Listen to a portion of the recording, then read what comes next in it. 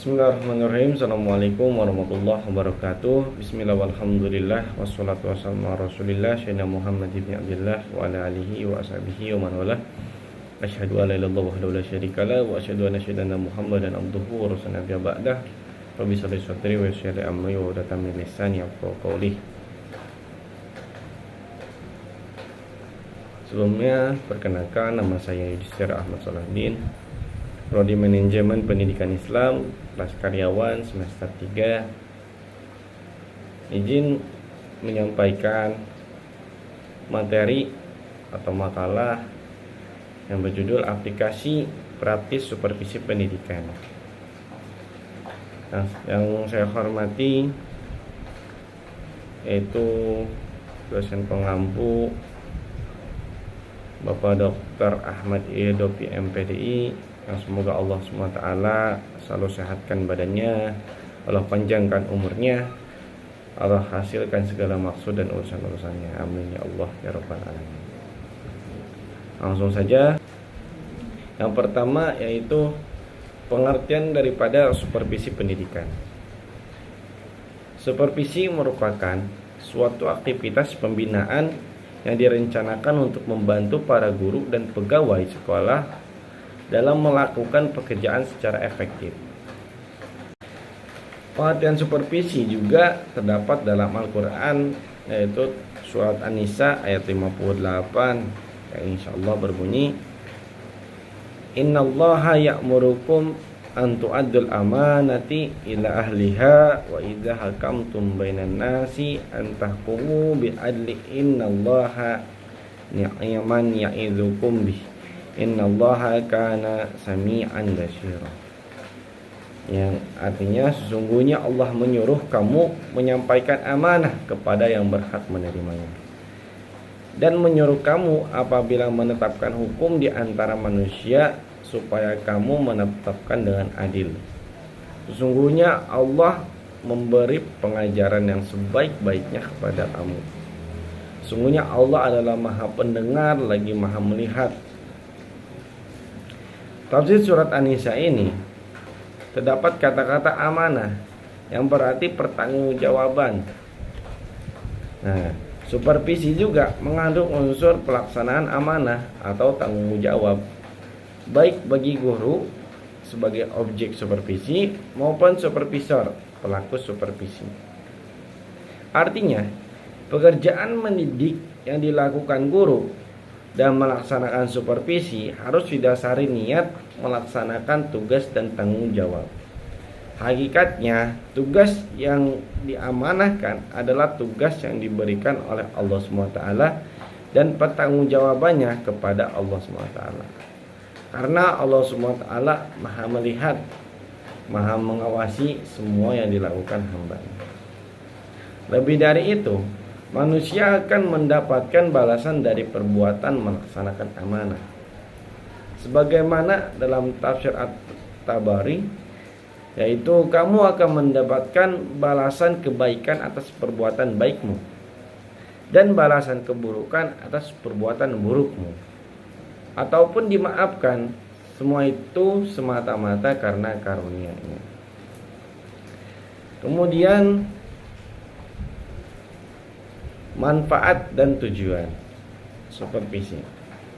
Manfaat supervisi terbagi menjadi dua. Yang pertama fungsi utama dan yang kedua fungsi tambahan. Fungsi utama ialah membantu sekolah yang sekaligus mewakili pemerintah dalam usaha mencapai tujuan pendidikan, yaitu membantu perkembangan individu para siswa. Kemudian yang kedua fungsi tambahan ialah membantu siswa dalam membina guru-guru agar dapat bekerja dengan baik dan dalam mengadakan konteks dengan masyarakat dalam rangka menyesuaikan diri dengan masyarakat serta mempelopori kemajuan masyarakat. Fungsi dan tujuan, dengan kata lain, pencapaian tujuan supervisi tergantung dengan berfungsi tidaknya supervisi pendidikan itu di sekolah. Tujuan yang ingin dicapai sangatlah kompleks Maka para ahli melihat fungsi supervisi dari berbagai pandangan yang beragam, yang masing-masing mempunyai alasan-alasan tersendiri. Kemudian ada tujuan supervisi pendidikan. Tujuan supervisi pendidikan adalah meningkatkan kemampuan profesional dan teknis bagi guru, kepala sekolah, dan personal sekolah lainnya agar proses pendidikan di sekolah lebih berkualitas. Dan yang utama, supervisi pendidikan atas dasar kerjasama, partisipasi, dan kolaborasi, bukan berdasarkan paksaan dan kepatuhan. Dengan demikian akan timbul kesadaran inisiatif dan inisiatif persoalan sekolah.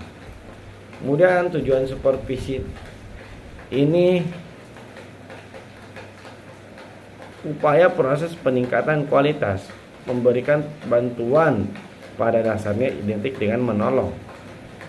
Ayat Al-Quran yang berkaitan dengan tolong adalah surat At-Taubah ayat 71 yang insyaallah berbunyi, wal mu'minuna wal mu'minat ba'duhum awliya'u ba'd ya'muruna bil ma'ruf wa yanhauna 'anil munkar wa yuqimuna as-shalah wa yu'tuna az-zakah wa yuti'una Allah war rasul ulaika sayarhamuhumullah innallaha azizun hakim.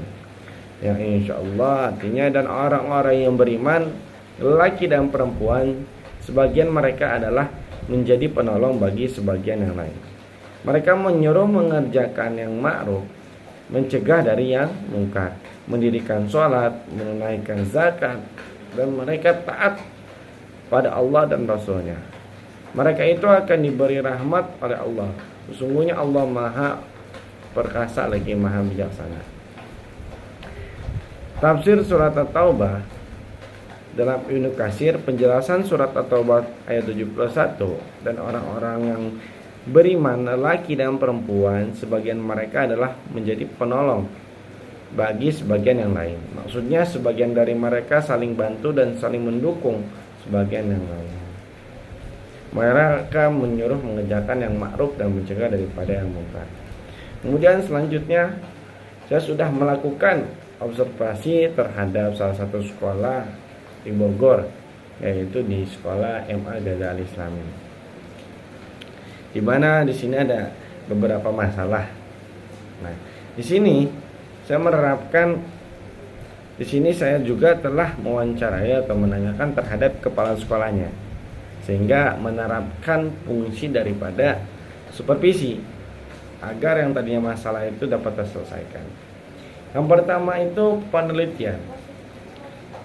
Nah, penelitian di sini kita mengetahui, kita menelusuri lebih lanjut terkait daripada masalah yang terjadi di MA Gajah Islami.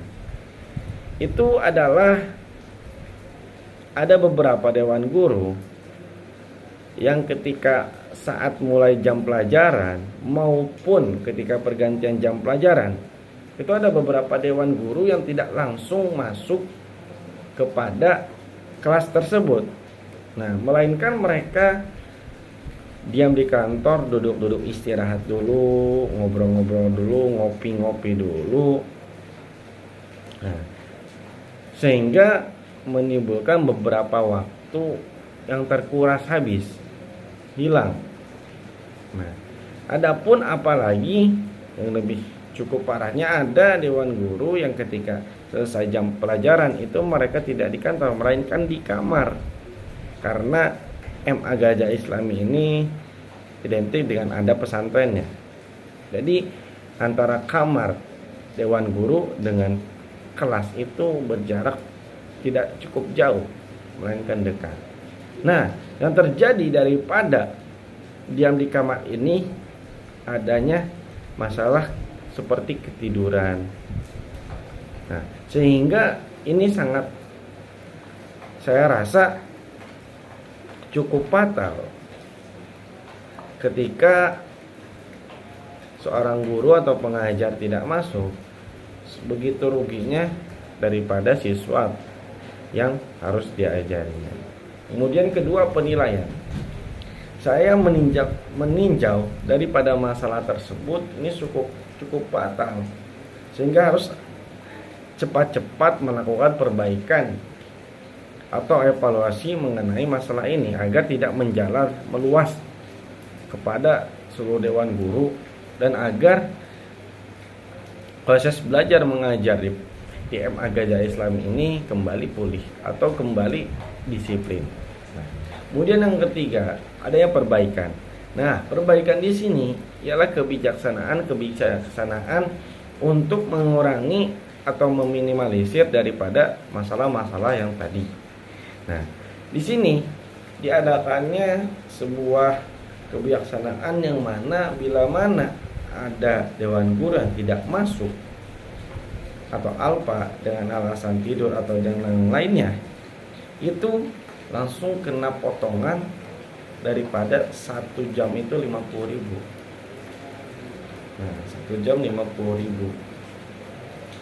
Nah, dengan adanya kebijaksanaan ini itu cukup mengandung pro dan kontra. Nah, tetapi menghasilkan cukup bagus untuk proses kegiatan mengajar. Kemudian yang keempat ada peningkatan. Peningkatan di sini alhamdulillah dengan tadi adanya perbaikan evaluasi kebijakan yang itu dengan adanya pemotongan 50.000 bagi yang tidak mengajar atau alfa, itu proses belajar mengajar di pondok di MA Gajah Al Islami ini perlahan berjalan dengan baik, berangsur-angsur pulih menjadi lebih baik.